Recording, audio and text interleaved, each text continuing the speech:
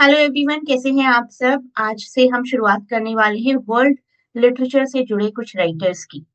और शुरुआत करेंगे मैजिकल रियलिज्म के मास्टर गैब्रियल गार्सिया मार्केज के साथ।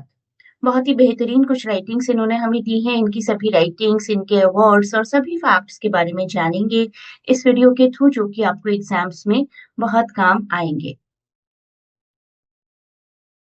You can join this channel. यहाँ पर आपको एक बेसिक पीडीएफ मिलेगी अपने सिलेबस से रिलेटेड, और time to time important information मिलती रहेंगी, जिससे कि आप अच्छे से प्रिपेयर कर पाएंगे।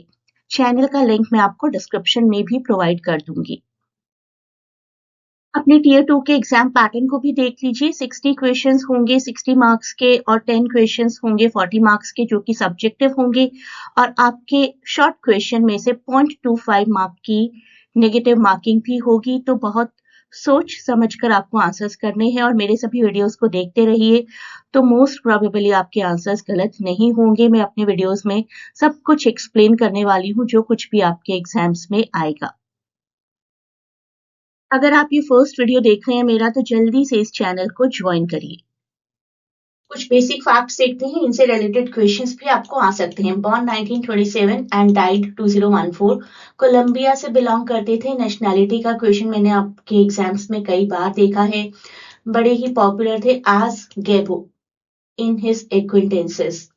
मैजिकल रियलिज्म की थोड़ी बात मैं करूंगी। He was a pioneer of magical realism, और नोबेल लॉरिएट तो रहे ही हैं 1982 के। नोबेल लॉरिएट होने से रिलेटेड क्वेश्चंस भी काफी आते हैं। बहुत ही की फिगर रहे हैं मैजिकल रियलिज्म के और Latin American boom literary moment के। इसके बारे में भी मैं थोड़ी बात करूंगी। Lovingly called Gabo turned everyday life into magic, born in Colombia, road story जिसमें गोस्ट हुआ करते थे, और बहुत ही अनकन्वेंशनल चीजें जो कि रियलिटी से दूर हुआ करती थी, लेकिन रियलिटी और फैंटेसी को बड़ा अच्छा ब्लेंड किया करते थे। अब बात करती हूँ लैटिन अमेरिकन बूम मोमेंट की। It was a literary moment in 1960s and 70s, ये याद रखिएगा, when the work of group of relatively young Latin American novelists became widely circulated।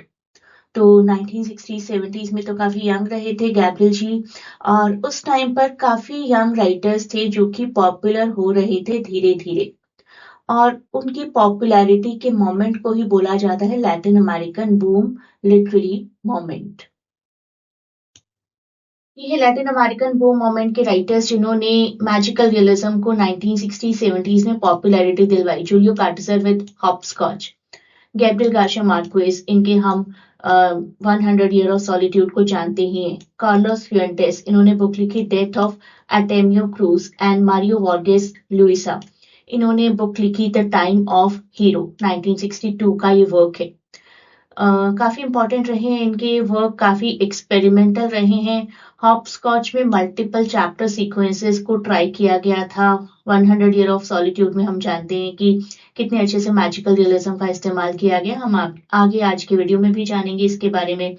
Identity, history, इन सबको एक्सप्लोर किया गया डेथ ऑफ आर्टेमियो क्रूज में, 1962 का ये वर्क है। And this writer Mario Vargas Llosa, this writer rose to fame with the time of Hero 1962, which was a critique of military discipline। तो इन सभी writers के बारे में भी आप जानिए। मैजिकल रियलिज्म से रिलेटेड क्वेश्चंस भी आपको किसी भी लिटरेरी कॉम्पिटिटिव एग्जाम में आ सकते हैं।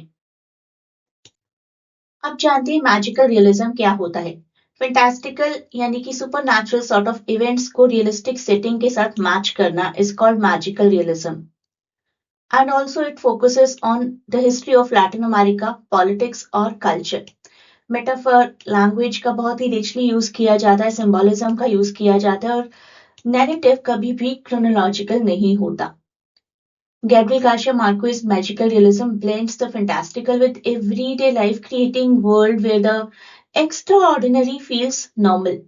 For example in 100 year of solitude, ghost हैं जो कन्वर्स करते हैं लोगों के साथ, और बारिश होती है जो कि 4 साल तक चलती ही रहती है। लैटिन अमेरिका की रिच हिस्ट्री, पॉलिटिक्स और कल्चर भी साथ ही साथ दिखाया जाता है, along with layered metaphors and different symbolisms. सबसे पहले उनके फर्स्ट वर्क की बात करूंगी, that is leaf storm, La Hojarasca का।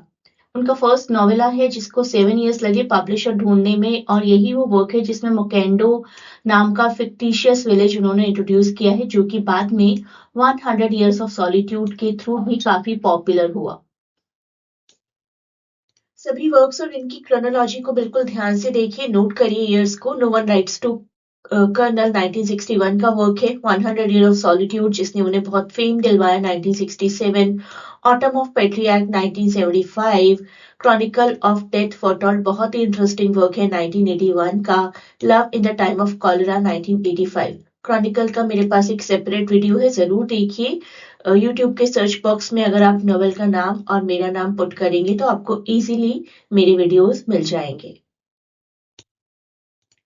100 ईयर ऑफ सॉलिट्यूड 1967 की बात करते हैं। सबसे पहले जो फैमिली उन्होंने यहाँ पर इंट्रोड्यूस करवाई है that is बुएंडिया family.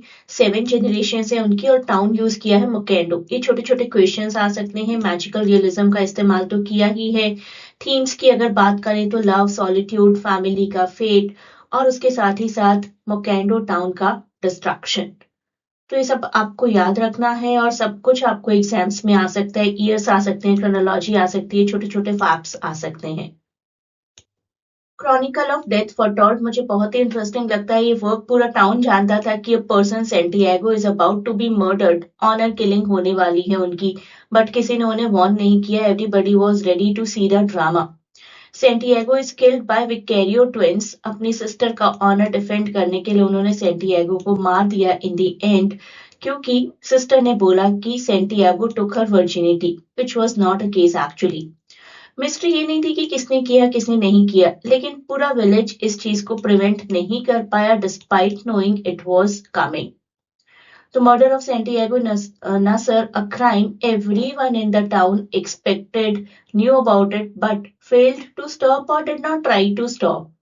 Two brothers kill him to protect the sister's honor, and the story shows how a community knew about the murder was coming, और फिर भी किसी ने कुछ नहीं किया। सब लोग तमाशा देखने के लिए खड़े थे। प्यार की एक अनोखी कहानी, love in the time of cholera 1985 का वर्क है। फर्मिना डेजा एंड फ्लोरेंटिनो एरिजा इनकी कहानी है। इनका प्यार लगभग 50 साल तक दिखाया गया है। लव के सभी forms, romantic, passionate, patient, enduring, सभी फॉर्म, इवन ओल्ड एज की फॉर्म में, ओल्ड एज में आपको किस तरीके से एक बहुत ही एंड्योरिंग प्यार होता है किसी से। कैरेबियन टाउन में सेटिंग है। लाइफ, सोसाइटी, ह्यूमन इमोशन सब कुछ यहाँ पर दिखाया गया है।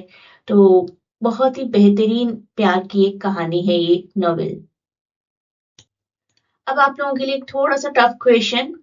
इसमें से आपको कॉम्बिनेशन मुझे बताना है which is the right answer. He was a Caribbean novelist, short story writer, screen writer and journalist, affectionately known as Gabo or Gabito throughout Latin America. Received Nobel Prize in Literature 1982. Love in the Time of Cholera is a memoir. His novel 100 Years of Solitude was published in 1967. क्या combination आपको लग रहा है सही है? मुझे comments में बताइए। इसी तरीके के क्वेश्चंस की मैं आपसे बात कर रही थी कि ऐसे क्वेश्चंस आ जाते हैं राइटर्स के बारे में, और कुछ छोटे छोटे फैक्ट्स उनके बारे में जानना बहुत जरूरी होता है। Next question. Love in the Time of Cholera primarily explores the theme of political dictatorship, revolutionary violence, enduring romantic love, or colonial exploitation. Whatever you feel is the right answer, मुझे comments में बताइए। एक और question आपके लिए। When did the Latin American boom reach its peak, gaining international recognition? 20s, 30s, 40s, 50s, 60s, 70s, or 1980s, 90s? जो भी आपको लगता है राइट आंसर ए, बी, सी और डी मुझे कमेंट्स में बताइए। अगर आप अपने टीयर 2 एग्जाम के लिए लाइव प्रिपरेशन चाहते हैं तो you can contact on the link given in description. मैं आपको लिंक प्रोवाइड कर दूंगी जहां से आप इंक्वायरी कर सकते हैं क्लासेस के बारे में। A great good luck for your preparation.